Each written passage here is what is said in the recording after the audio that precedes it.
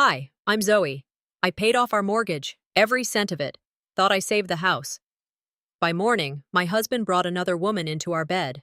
While I was making breakfast for our daughter, he called me unstable, told the court I was a danger. But you know what hurts worse than betrayal? Being erased from the life you built. Now ask yourself, what would you do if your love story turned into a trap? The house was quiet, not peaceful, just quiet. There's a difference. The low hum of the old box TV in the living room fought against the ticking of the wall clock, like two tired machines trying to outlast each other. Somewhere far off, a freight train groaned through the Iowa darkness. I could smell the reheated meatloaf from the microwave, still untouched. Jonah sat sunk into the sofa, one sock half off, eyes fixed on the flickering screen like it held answers he didn't even know he was looking for. A half-empty beer bottle dangled from his fingers. He didn't notice me walk past. He hadn't noticed much lately. I passed the kitchen counter, and my hand brushed the corner of an old cookbook. Tucked inside, barely visible, a creased envelope. Mortgage overdue. I had shoved it there 3 days ago, hoping maybe if I didn't see it, it wouldn't feel so close to collapse. But silence does a funny thing in a house. It starts to talk. It whispers reminders of everything that used to be loud. Laughter, plans, late-night arguments that ended in making up. And when those sounds are gone, the quiet doesn't comfort, it accuses. 2 weeks ago, I sat in my car outside the bank, gripping a pen like it might burn through my hand. A high-interest loan. My name. No one else's. I'd told no one. Not Jonah, not Hazel, not even my sister, who always said I needed to start thinking about myself for once. But this wasn't about me. It was about holding on to the only place my daughter ever called home. The only place Mom had ever truly belonged before the cancer took her. Jonah never worried about the bills. "It'll work itself out," he'd say, tossing envelopes into drawers like they were junk mail, but it never worked itself out, not unless someone made it. I was that someone. I signed the loan papers like I was signing a promise to myself. This is my last shot to hold everything together. Sitting there, hands trembling, I remember thinking, if I fall, at least I fall trying. Dinner was a sad kind of ritual. Jonah hadn't even noticed I'd cooked. He shoveled down food between glances at the game, barely tasting. Hazel, sweet and 12, tried to keep conversation alive. She asked if we were still going to Wisconsin Dells this summer. I hesitated. Just long enough. Jonah didn't. "We'll see," he muttered. Translation: no. I tried, again, to bring up the bills, gently. Maybe this weekend, we could look at the budget together. He scoffed like I'd asked him to give up football. "You stress too much. We're fine." Fine. That word has done more damage in marriages than infidelity ever could. I didn't argue. Not that night. Just folded my napkin neatly, slid the loan folder back into my purse beneath the table. It thumped against my leg the whole time I washed dishes, like a heartbeat reminding me, this isn't sustainable. Sometimes I lie awake thinking about the beginning, how it used to be. There was a time when Jonah painted this house with me, barefoot on the porch, getting into mock arguments over whether the shade of blue was too bright. We'd laughed so hard our sides hurt. We believed in this place, this life. When did that stop? Was it after Hazel was born and everything got harder? Or was it more gradual, like erosion, where you don't see the change until the foundation's gone? I don't know if I changed, or if he stopped trying, but somewhere between then and now, we stopped being a team, and I let it happen. That's the part that keeps me up, not his distance, not the bills, the guilt. Maybe that's how you lose a marriage, not in one blow, but in 1,000 quiet moments where you say nothing, let it slide, bite your tongue, until one day, silence is all you have left. And it was just after 2 when I found myself in the kitchen again. Oven clock glowing 2:13. I hadn't even realized I'd gotten out of bed. I wrote one line in my journal.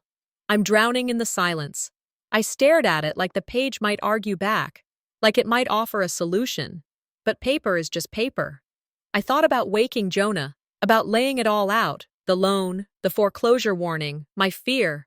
But what would I even say? You don't rescue someone who's never asked to be saved.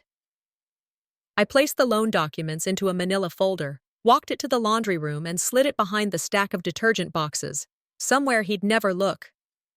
Then I stood there, not hiding, not panicking, just standing. Like my body needed to catch up with what my heart already knew. By morning, something had shifted.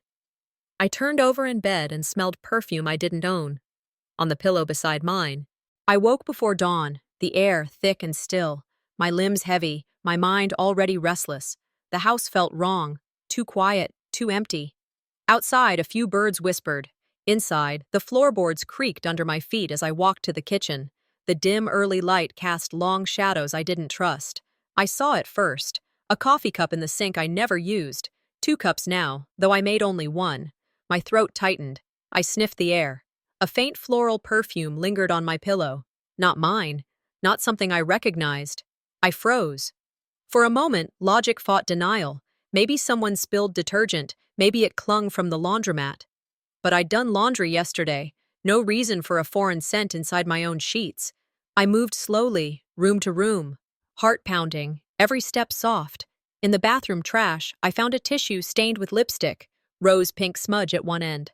I don't wear lipstick. My mirror had fewer items. One of my hairbrushes was missing from its drawer. In the hall, a silk scarf hung over the coat rack, a scarf I'd never owned. It had that light, silky sound when it brushed my hand. My stomach dropped. I felt like I was walking across thin ice. "What am I pretending not to see?" I whispered, letting the question hover. My pulse eroded the silence.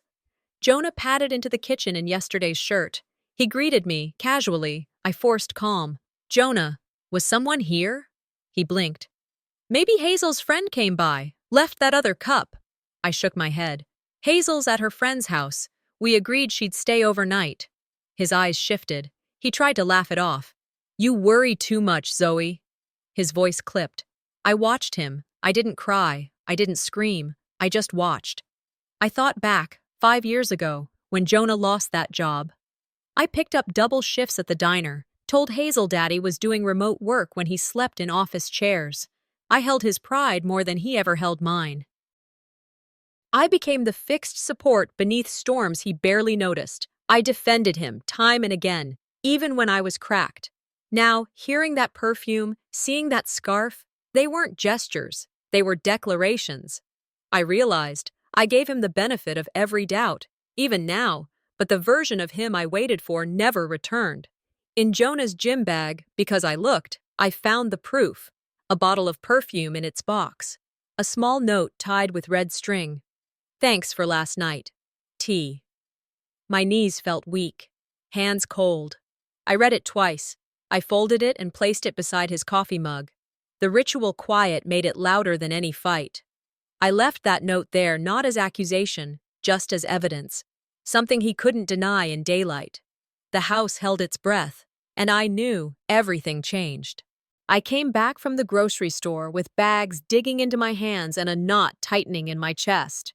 It was late afternoon, the sky outside tinted with that soft golden hue that usually made me feel calm. But not today. Today, I opened the front door and paused. The air inside held something I couldn't name yet. At first, it was quiet. Then I heard it, drifting faintly from upstairs. A woman's laugh.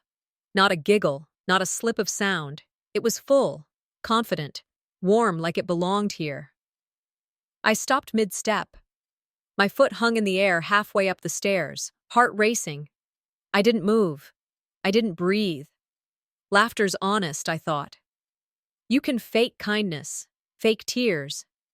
But joy? Joy doesn't lie. That sound stabbed deeper than any fight we ever had. He's not hiding her anymore. I walked into the kitchen, not rushing, not stalling either. On the counter sat 2 mugs. One of them had my favorite quote on it. "Still, she rises." He knew that mug mattered to me, had seen me sip from it every morning through migraines and bills. And now it sat there, used by someone who wasn't me. The dishwasher hummed. Jonah hadn't touched that machine in years. I used to joke it would grow mold before he loaded a plate, but someone had filled it, and not half-heartedly. Over the back of the dining chair hung a soft gray cardigan. Not mine. The material was expensive. Cashmere, maybe. Not the kind of thing you forget you're wearing. I touched the handle of the mug gently, like it would talk. "She's been here before," I whispered. Not a question, a confirmation. This wasn't just about a one-night betrayal. It was her scent on my pillow, her cardigan on my chair, her laugh upstairs, her comfort, her confidence. I thought about the last time I felt truly heard in this house. It took me back to a dinner party years ago. One of Jonah's co-workers had gotten promoted, and we were invited over. I started telling a story about Hazel when she was a toddler, how she tried to plant gummy bears in the backyard thinking they'd grow candy trees. Jonah interrupted me halfway through, chuckling, "She tends to overdo things, Zoe, not Hazel." Everyone laughed. I did too. What else could I do? Later, when I told him it embarrassed me, he shrugged. "You get too intense sometimes. No one likes that." That was the night I stopped telling stories in rooms full of people. I laughed less, talked softer, and somehow became quieter in my own life. Now she was upstairs, laughing out loud in the home I helped build. No apologies, no need to lower her voice. He silenced me and gave her a mic. I stepped outside. The cold air steadied me. My fingers fumbled for my phone before I even realized what I was doing. I dialed my sister, Cora. She answered after 2 rings. "Zoe?" I didn't say anything at first. Then she asked, "Is it real this time?" My voice came low. "It's louder than ever." I told her what I'd heard. The mugs, the laugh, the cardigan, her living inside my absence. Cora didn't say much. She offered a bed, as always, but I said no. "I'm not leaving my house for her." There was a long pause. Then I said, "I won't knock down walls for a man who lets someone else hang curtains." I stayed outside until my fingers went numb. Then I slipped in quietly and made my way to the upstairs hallway. They were coming down the stairs now, him and her, laughing again. She was touching his arm like it was muscle memory. He leaned into it. He didn't even glance up. They didn't see me standing there. I didn't cry, didn't speak, just turned and walked back into the bedroom, calm like winter. I locked the door behind me. I sat in the living room, watching the afternoon light stretch across our floor. A card lay on the coffee table, heavy, embossed, unfamiliar. The front read, "To our spiritual growth retreat, with love." My breath caught. In the corner, nearly invisible, were the initials T. My heartbeat jumped. The ink felt fresh. It had been delivered sometime today. My hands trembled as I lifted the card. The name inside matched the tiny signature I'd seen on the perfume note. Taffy, or someone using her name. Jonah walked in, shirt untucked, eyes tight when he saw me holding that card. "What's that?" I said, voice steady. His face went red. He stammered, "It's a retreat for business networking, healing circles," he said, voice too casual. "It's spiritual, nothing more."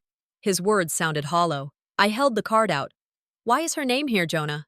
His reply came weak. "You're misunderstanding. It's professional."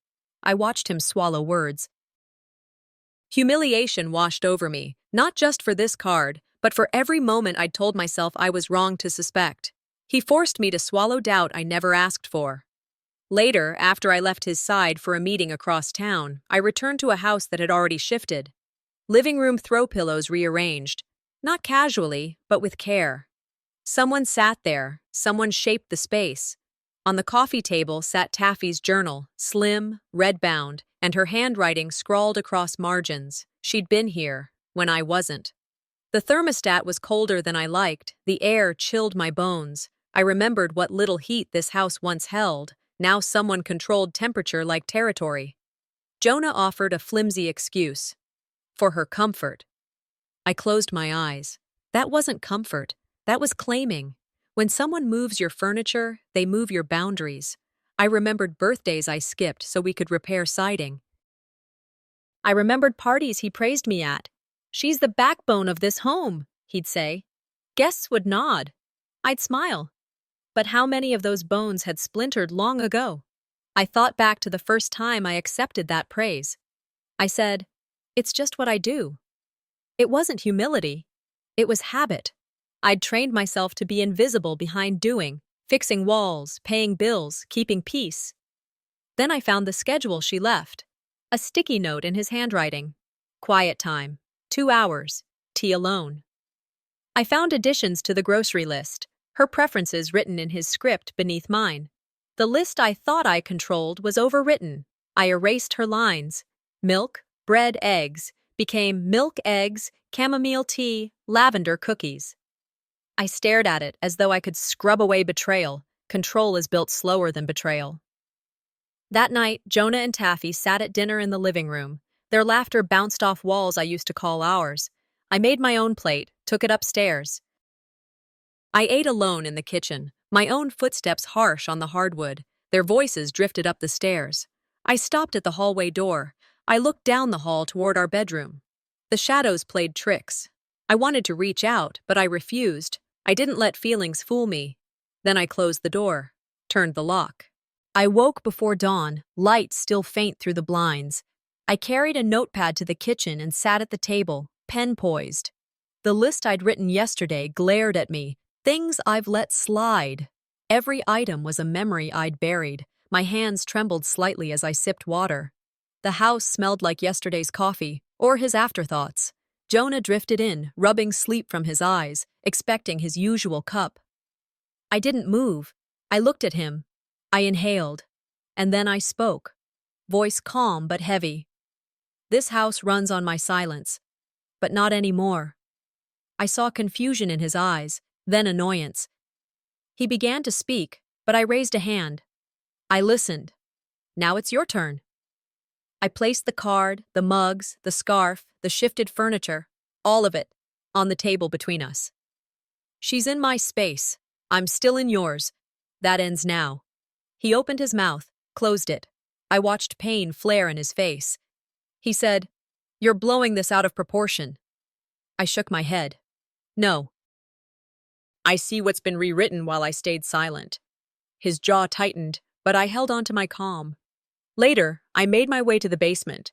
That corner he used for projects, tools, boxes, wires, became a territory he never asked me to share. I hauled items into a bin marked yours, sort it. I stacked them neatly, like setting boundaries. Then I carried in my sewing machine. I set it in the center of that corner, plugged it in. The hum of the motor felt like reclaiming.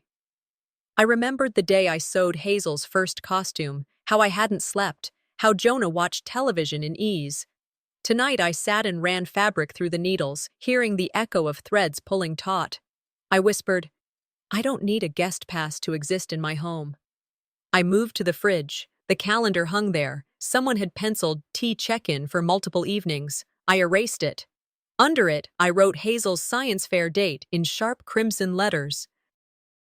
Then I added, "Mom's quiet time, 7 to 8 p.m. Hazel peeked around the corner. "You're taking time for you?" she asked softly. I gave her a hug. "It's overdue." She rested her head on my chest. I said, "Every home has a voice. I'm done whispering in mine." By dinner, I sat at the head of the table. Not Jonah. I placed plates before me, then his, then left one for Taffy. Empty. She started talking, offering jokes and small talk. I responded, "We're not friends. We won't pretend." Her eyes flickered. Jonah's face creased. He began to argue. I cut him off. "You invited disruption. I allowed peace. Don't confuse the two." I leveled my gaze at both of them. This is my home.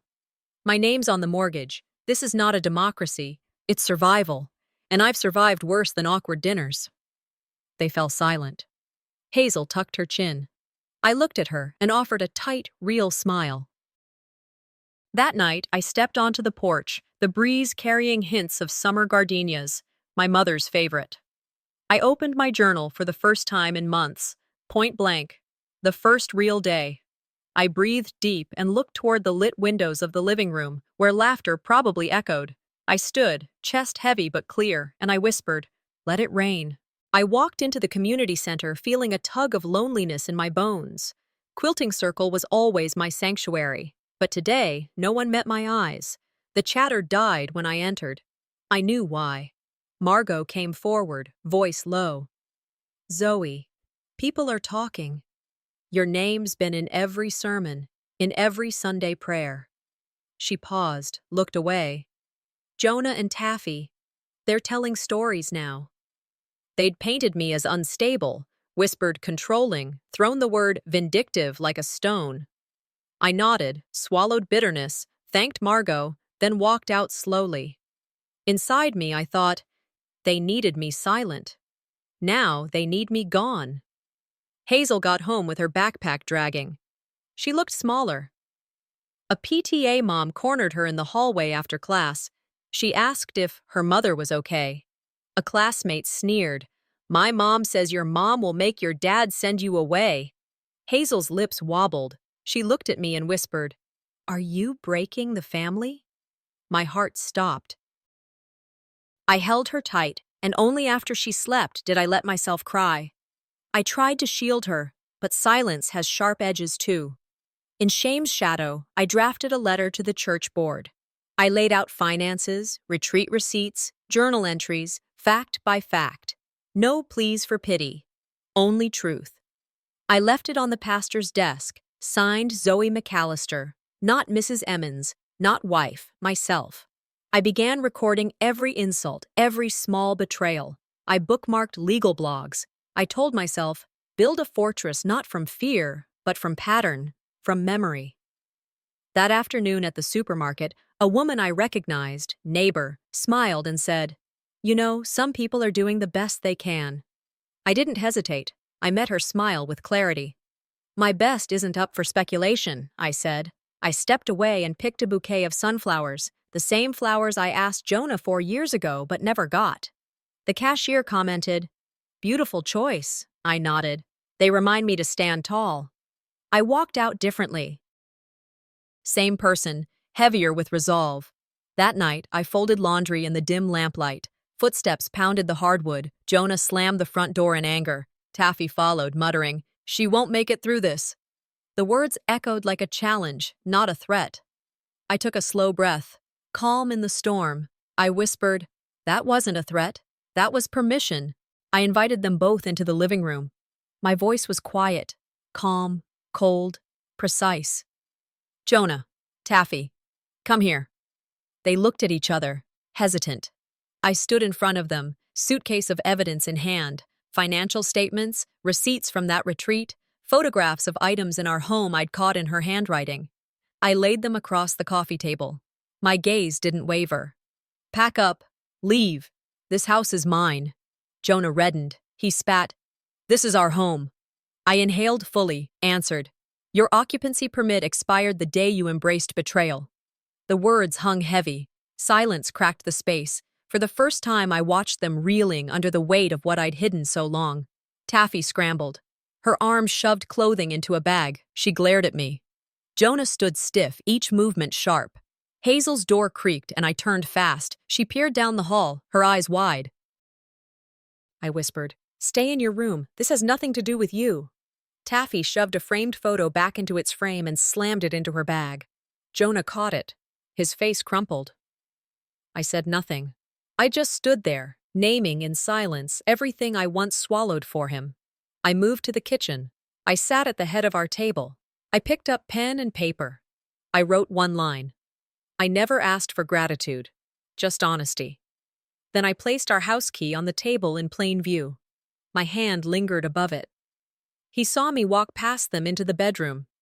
Taffy gasped. My footsteps echoed. I turned, voice low. I'm not erasing you. I'm erasing your claim to me. The quiet squeezed the room. I didn't wait for them to protest. I stepped away. Taffy stormed out first. Door slammed. I heard her footsteps clatter down the porch. Jonah lingered in the hall, torn. I passed him toward the porch, dusk settling behind me. Hazel slipped into view behind me, tears shining, arms trembling. I turned, opened my arms. Come sit with me, we'll rebuild what matters. She hesitated, then leaned into me silently. That night, I didn't wake in an empty bed. Instead, I remembered the house as mine, rooms once full, now hollowed of deceit. I slept in my room alone, but more whole than before. Before dawn, I rose, shoulders wrapped in a blanket. I walked to the porch. The first pale light touched the sky, and I whispered out loud, I closed one door tonight. Tomorrow, I open the one beside it. Early morning light flung itself across the porch. I hadn't meant to wake so soon, but something pulled me. The mail slot rattled. I stood, feet on the wooden floorboards, and picked up a fat manila envelope addressed to me. My name, my address. The edges crisp, official. I held it in both hands, staring at it. My chest felt hollow. Inside, legal documents. Jonah's attorney had filed for emergency custody of Hazel. They claimed emotional unfitness, erratic behavior, and a hostile domestic environment. They included statements from neighbors I barely knew and screenshots of social media posts long deleted, old vulnerabilities unearthed and weaponized. My eyes blurred. I sank to the porch chair, numb. A mantra formed in the quiet. He's not done. He's just starting over without me. Running seemed tempting, but I didn't. I would fight. I called Cora with trembling fingers. Her voice grounded me. She told me of a family lawyer, Denise Russell. At her office, I laid the envelope across the desk, papers spilling. Denise listened with even calm. He's playing dirty. That means he's scared. She didn't reassure me that I'd win. She told me how we sorted receipts, retreat documentation, character references. She urged, start logging Hazel's daily routines, every smile, every tear. When I left that office, I felt shaken, but less alone. I'm not crazy. He's calculated. I took Hazel after school, her knapsack heavy on her shoulder. She's quiet now. In the kitchen, she told me, Dad said I might not live here much longer. I breathed in, softly. People say strange things when they're unsure of themselves. She studied my face, worried. Later, after I tucked her in, I crumpled in the kitchen. I held her drawing of our house, the way she saw it, bright and safe. I opened the journal I'd started. Let the judge read this someday. Let them see love isn't made of court orders. Hazel is more than a pawn. She's my pulse. At dusk, I built my defense. I gathered Hazel's awards, notes from her teachers, my medical records, all to prove my clarity, not instability. I photocopied emails where Jonah skipped parenting meetings, ignored therapist appointments, missed school events. I began recording a video diary directly to Hazel, dated, raw. If you see this, I whispered, Mom didn't leave. She stood still and dared him to move. That binding of truth felt like armor. Night fell. I sat in the living room. A knock. A man in a suit handed me an envelope stamped, Court Notice, Emergency Hearing, 48-hour notice. My breath lodged in my throat. The door clicked shut behind him. I stared at the envelope in my hand. It felt heavy. I whispered into the silence. He wants war. Let him learn I don't lose my daughter like I lost myself. I stood in the courtroom, the silence heavy, a hush hanging over every face. The judge cleared his throat. Jonah's lawyer rose and said plainly, My client will not be pursuing the case at this time. The room shifted. My heart pounded. Denise squeezed my hand. I didn't know if I was relieved or terrified. The judge's gavel fell. I didn't smile. I just exhaled. In the hallway, Jonah walked past, head down, lips pressed together. Without a word. As he exited, I whispered to empty air. Sometimes people leave when they know they've already lost. From there, I went to Denise's office. She laid out the final custody terms. Hazel would stay with me. It should have felt victorious. But then Denise dropped the final blow. Before leaving town, Jonah had emptied our joint savings. Every cent vanished. My chest tightened. He didn't just take money, he tried to take what I had built. I sat in her office and wrote it in my journal. He left me empty, but he misread me. I called the bank, filed fraud claims, closed shared accounts. Later, Margot showed up with cupcakes, a bottle of wine. We sat on my porch in quiet solidarity. I let peace settle. Small, fragile, but mine. At Hazel's recital, I sat in the back row. She stepped on stage, looked right at me, and began to sing You Are My Sunshine. Her voice cracked in places, but she smiled wide. When she waved, my eyes leaked, not from pain, from pride. Afterward, she asked me quietly, "Mom, are we okay now?" I caught her hand in mine and said, "We already are." Other parents came up to me saying, "You're so strong, so graceful." For the first time, I felt visible, not for what I lost, but for what I overcame. That night, I sat on the porch with Hazel's recital program and a cup of tea. The stars settled in black. I thought about the woman I once was, the one who bent until she broke. I opened a letter I'd written to myself. "Dear me, you did not lose. You endured." I walked into the bedroom, pulled out an old photo of Jonah and me, and tucked it into a box. I opened a new savings account under Hazel's name. I began sketching chapters of a memoir. I whispered, "Maybe the happiest ending is one where no one comes back, and you don't need them to." Later, the phone rang. A women's group asked if I'd speak at their next event. I let a small smile spread. "Yeah, I think I'm ready." The call hung in the air. I closed my eyes. My pain had become someone else's roadmap to healing.